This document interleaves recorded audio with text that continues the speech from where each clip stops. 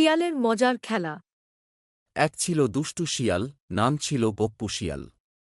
তার মাথায় সবসময় মজার মজার বুদ্ধি খেলে। একদিন সে জঙ্গলে ঘুরতে ঘুরতে একটা বিশাল কুণ্ডো দেখল। কুণ্ডোটা এত বড় যে দেখতে যেন ফুটবলের মতো। গপ্পুর মাথায় বুদ্ধি খেলল।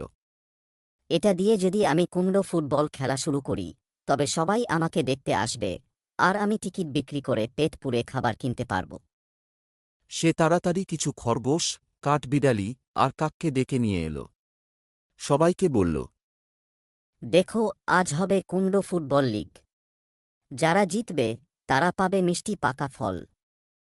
প্রাণীরা তো খুশি হয়ে খেলায় যোগ দিল।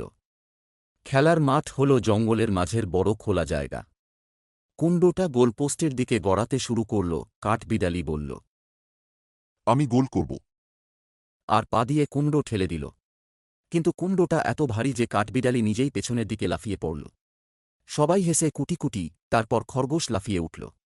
সে তো বিশাল লাফ দেয়, তাই ভাবল এক লাফে কুণ্ডোকে গোলপোস্টের দিকে পাঠিয়ে দেবে। কিন্তু কুণ্ডোটা বাউন্স করে খরগোশের মুখে আঘাত করল, আর খরগোশের কানগুলো গোল হয়ে গেল। আবারও সবাই হেসে উঠল।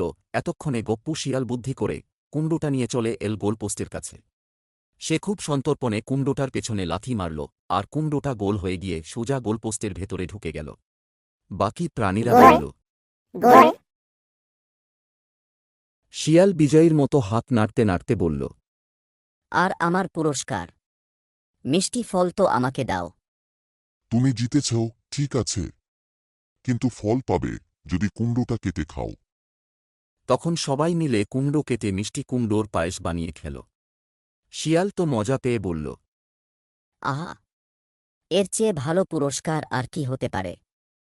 সেই দিন থেকে জঙ্গলে প্রতি বছর কুণ্ডো ফুটবল উৎসব হয়, আর শিয়াল থাকে সবার প্রিয় রেফারি।